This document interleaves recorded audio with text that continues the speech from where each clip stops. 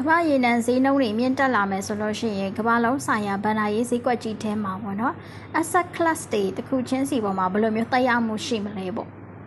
အဲ့တော့ရေနံဈေးနှုန်းတွေမြင့်တက်လာတဲ့ဆိုတဲ့အခါမှာပေါ့နော်အခြေခံအားဖြင့်ကတော့ဒါကုန်စည်ဈေးနှုန်းတွေကိုမြင့်တက်လာစေနိုင်တာမျိုးတွေရှိမယ်။တည်ယူပို့ဆောင်ရေးဈေးတွေမြင့်တက်လာတာမျိုးတွေရှိမယ်။အဲ့ဒီအတွက်ကြောင့်မလို့ပေါ့နော်ဒါ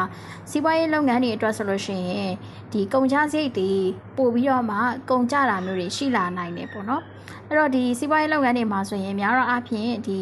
ကုန်ကျစရိတ်တွေမြင့်တက်လာခြင်းတည်ကုန်ထုတ်လုပ်မှုစရိတ်တွေကိုမြင့်တက်လာတာဖြစ်တဲ့အတွက်ကြောင့်ဒီအမျက်ထွက်နှုန်းပေါ့နော်ဒါရော့နေနိုင်တဲ့အနေအထားမျိုးတွေကိုဖြစ်လာစေနိုင်တယ်အဲ့ဒီအတွက်ကြောင့်မလို့ corporate ဝင်ငွေတွေကျဆင်းသွားစေနိုင်တယ်ဆိုကြသက်ရောက်မှုမျိုးရှိစေနိုင်တယ်အဲ့ဒီကနေတစ်ဆင့်ပေါ့နော်ဒါ share ဈေးနှုန်းတွေကျဆင်းတယ်ဆိုတဲ့ခွင့်ဆက်လိုက်မှုကိုဖြစ်ပေါ်လာစေနိုင်ပါတယ်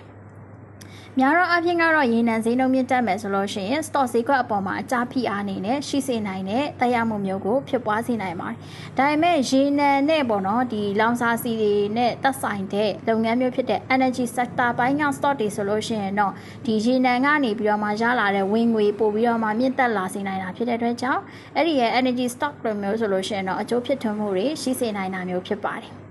နောက်တစ်ခုကဘုံဈေးကွက်မှာဆိုလို့ရှိရင်ဘယ်လိုတက်ရောက်မှုရှိမလဲပေါ့နော်အဲ့တော့ရေနံဈေးနှုန်းတွေမြင့်တက်တာဟာဆိုလို့ရှိရင်ဒီအခြေခံကုန်စီဈေးနှုန်းတွေကိုမြင့်တက်စေနိုင်တာဖြစ်တဲ့အတွက် inflation မြင့်တက်မှုကိုဖြစ်စေနိုင်တဲ့အလားအလာမျိုးဖြစ်တယ်အဲ့တော့ inflation မြင့်တက်လာမယ်ဆိုလို့ရှိရင်ဒီဘောနေလိုမျိုးပုံသေးဝင်ငွေရ assets မျိုးကို investor တွေကစိတ်ဝင်စားမှုလျော့နေသွားစေမယ်အဲ့တော့ဘောနေကိုရောင်းချတဲ့အခါမှာဘောကြီးနှုန်းတွေမြင့်တက်လာတဲ့ဖြစ်စဉ်မျိုးကိုရှိလာစေနိုင်ပါတယ်တော့ဒီရေနံမြင့်တက်ခြင်းအဆိုရင်ကမ္ဘာရွှေဈေးနှုန်းအပေါ်မှာဘယ်လိုသက်ရောက်မှုရှိနိုင်မလဲပေါ့နော်ပုံမှန်အားဖြင့်တော့ရေနံဈေးနှုန်းမြင့်တက်တယ်ဆိုလို့ရှိရင် inflation မြင့်တက်လာစေနိုင်တာဖြစ်တဲ့အတွက်ကြောင့်ရွှေကို inflation hedge လုပ်ဖို့ရအတွက်ကိုပေါ့နော်ဒါရေရှည်ပိုင်းမှာဆိုလို့ရှိရင်ပေါ့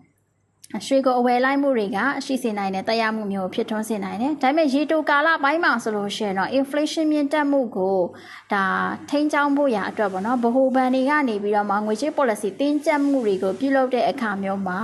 ဒါရွှေအပေါ်မှာဆိုလို့ရှိရင် real yield တွေမြင့်တက်မှုဟာပေါ့နော်ဒီကမ္ဘာရွှေဈေးနှုန်းတို့လိုမျိုးရွှေအပေါ်မှာဆိုလို့ရှိရင် opportunity cost တွေကိုမြင့်တက်စေနိုင်တာဖြစ်တဲ့အတွက်ကြောင့်ရွှေဈေးနှုန်းပေါ်မှာဖိအားအနေနဲ့ရှိစေနိုင်တဲ့တရားမှုမျိုးတွေဖြစ်ထွန်းစေနိုင်ပါတယ်။အဲ့တော့ရွှေမှာဆိုလို့ရှိရင်တော့ရေနံဈေးနှုန်းမြင့်တက်ခြင်းအဆိုရင်ရေတိုပိုင်းရှိမယ်ရေရှည်ပိုင်းရှိမယ်ပေါ့နော်။ရေတိုပိုင်းဆိုလို့ရှိရင်တော့အကျဖိအားအနေနဲ့ဖြစ်စေနိုင်ခြင်းများပြီးတော့ရေရှည်ပိုင်းအတွက်ကျတော့ inflation hedge လုပ်ဖို့ရာအတွက်ကိုရွှေကိုအဝယ်လိုက်မှုကဆက်လက်ပြီးတော့မှရှိစေနိုင်တဲ့သုံးအားတရက်အနေနဲ့ဖြစ်စေတာမျိုးဖြစ်ပါတယ်။